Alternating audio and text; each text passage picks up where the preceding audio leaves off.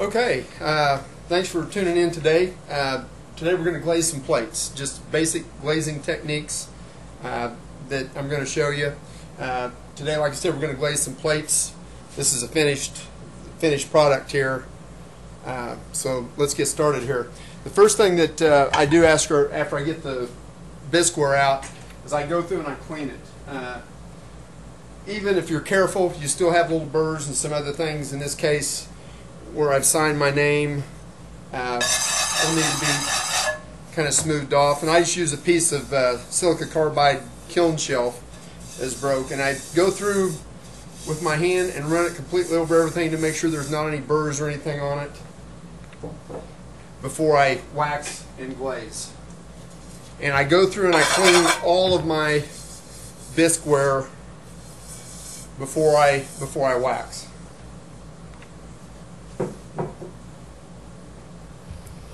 The next thing I do is take everything over to the wheel and apply the wax. I use the Guna wax resist, as you can see there.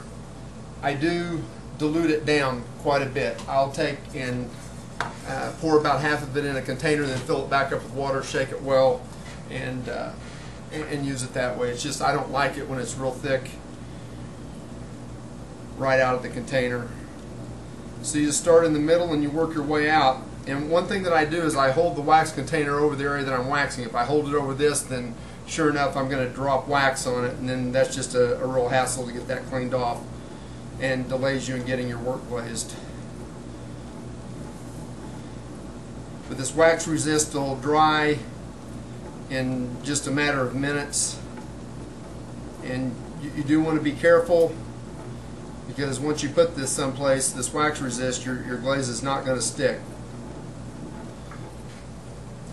So normally what I'll do is get all my plates set around or stacked up, and then I'll start waxing and putting them on boards, and then I'll let them dry for a few minutes before I start my glazing.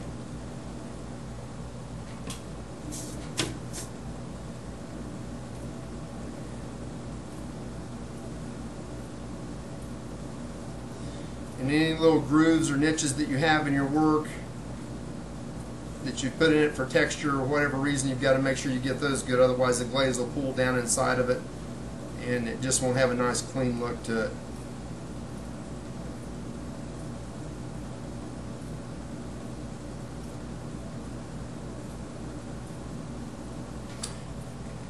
And once you have them waxed, and like I said, you just let them set for a few minutes.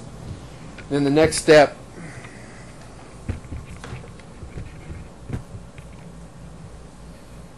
that we have is the glazing. And here's what the wax resist looks like. I just have it on the foot. I always finish my bottoms and make sure they're as smooth as possible. The person that I learned almost all of my technique from told me if you're not going to finish the bottoms or make the lids fit, then don't make pottery at all. Before you start glazing, you want to make sure that your glazes are mixed well.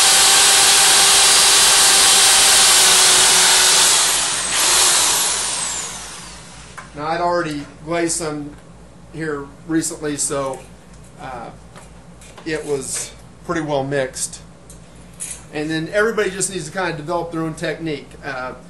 Each of my glazes are a little bit different. I know how long I need to hold those glazes in to reach the desired effect that I want. Until you learn that, it's kind of a trial and error.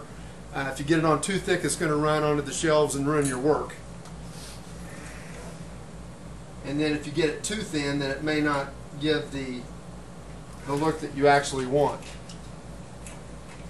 And one thing that I do is I give a drip effect on all of mine, kind of a splash, so that every piece is unique, every piece is different. Once that's done, I set it off to the side. It takes just a few minutes for it to dry.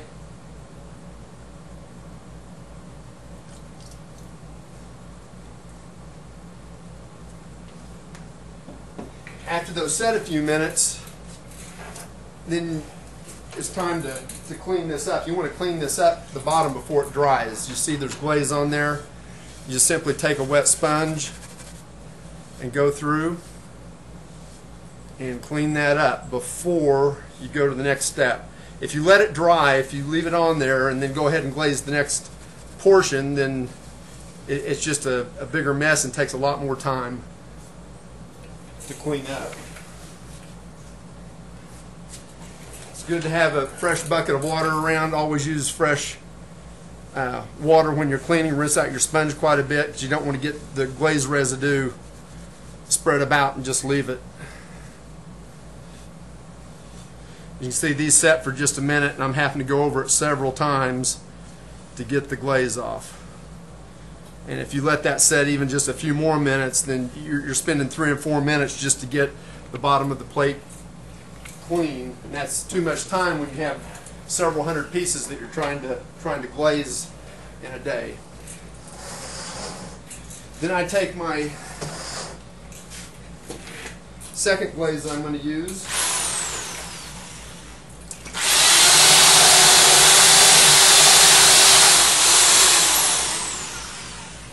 Most people mix their glazes in 5-gallon buckets. I like using 20-gallon buckets. I mix large amounts of glaze at a time. I don't like mixing glazes, and I don't like having the downtime, so I make sure that when I do mix, I'll get about 15 gallons in each bucket is what I mix, and that way it'll last me for quite a while. Then the pattern that I like to use is the dip, I guess you could say half and half. And I kind of overlap just a little bit the previous glaze, and then I come back the other way and give a drip effect that way as well.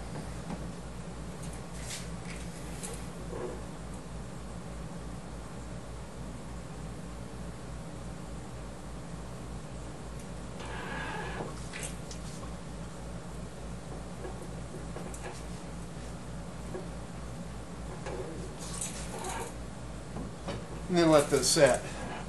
And that glaze technique, if you can see, it'll give you something that looks like that. And that's probably my most popular design. The glaze will just need to set for just a couple of minutes because you have one side of it's already dry. I normally pick it up pretty quick and clean off that second glaze dip.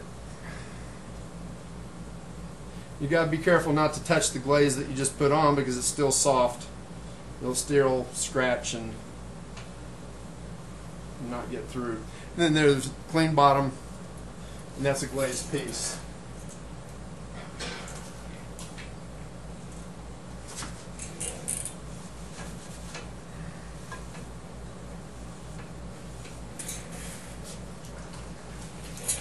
Again, keep rinsing out your sponge so you have a nice clean sponge to absorb that glaze off of there.